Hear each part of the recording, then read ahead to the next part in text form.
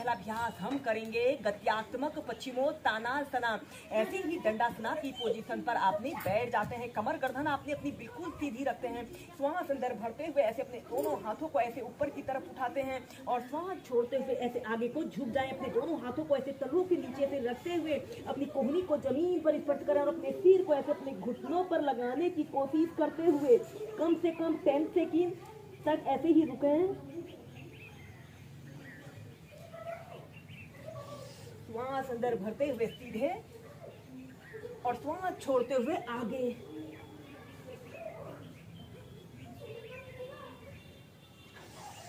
श्वास अंदर भरते हुए ऊपर। ऐसे ही गत्यात्मक पश्चिमोत्तानासना को आप 5 से 6 बार कीजिए।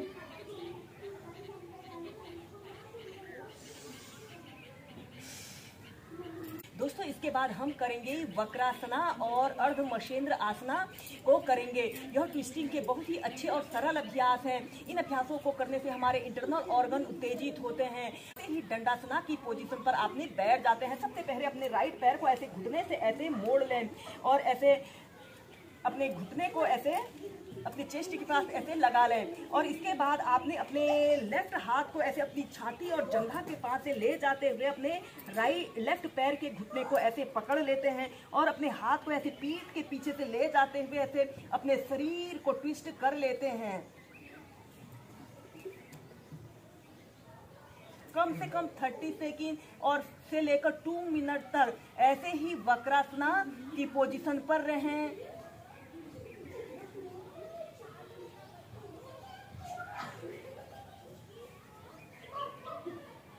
और फिर नीचे सीधे।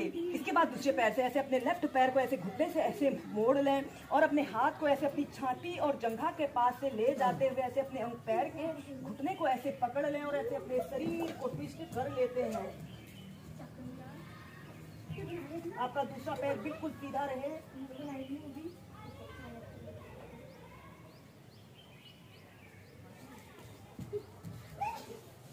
फिर सीधे।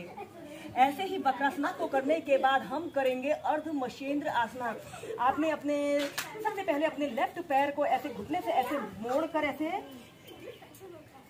अपने पैर को ऐसे मोड़कर ऐसे लेफ्ट थाई हिप्स के नीचे से ऐसे रख लें और अपने दूसरे पैर को भी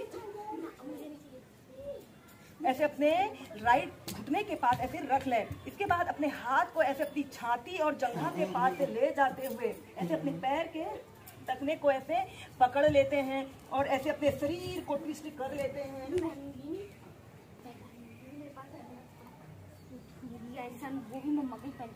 यह अभ्यास हमारे पेट के लिए, हमारी पीठ के लिए, हमारी कमर के लिए, हमारे संपूर्ण शरीर के लिए एक बहुत ही अच्छा अभ्यास है।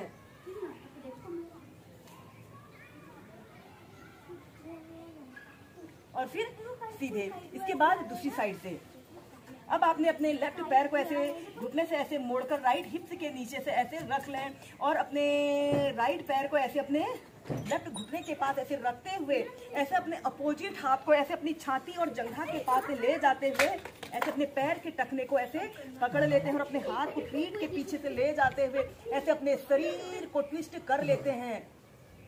यह अभ्यास को करने से हमारे internal organ, kidney, pancreas, liver जैसे अंग उत्तेजित होते हैं।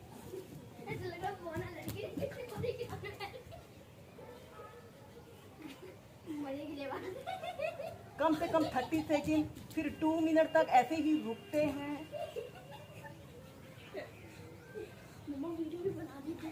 और फिर सीधे। ऐसे ही दोनों साइड से इसे आप 4 से 5 बार कीजिए। दोस्तों इसके बाद हम करेंगे मरीची आसना। मरीची आसना भी ट्विस्टिंग का एक बहुत अच्छा अभ्यास है।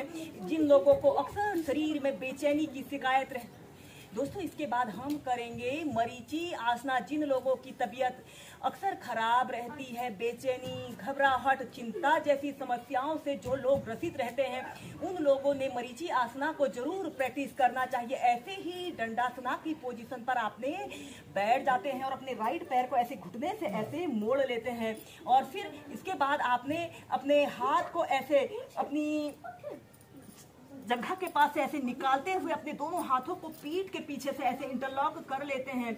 दोनों हाथों को ऐसे इंटरलॉक कर लें और फिर इसके बाद आपने श्वास छोड़ते हुए धीरे धीरे ऐसे आगे को झुक जाना है। ऐसे अपने सिर को ऐसे अपने घुटने पर लगाने की कोशिश करें।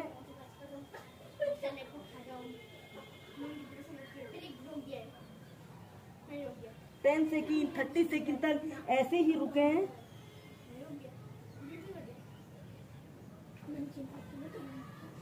श्वास अंदर भरते हुए सीधे।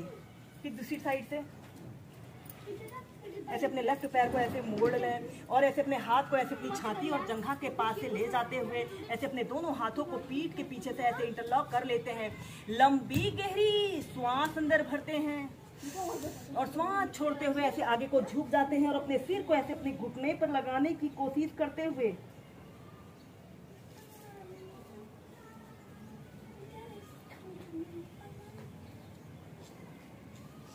श्वास अंदर भरते हुए सीधे।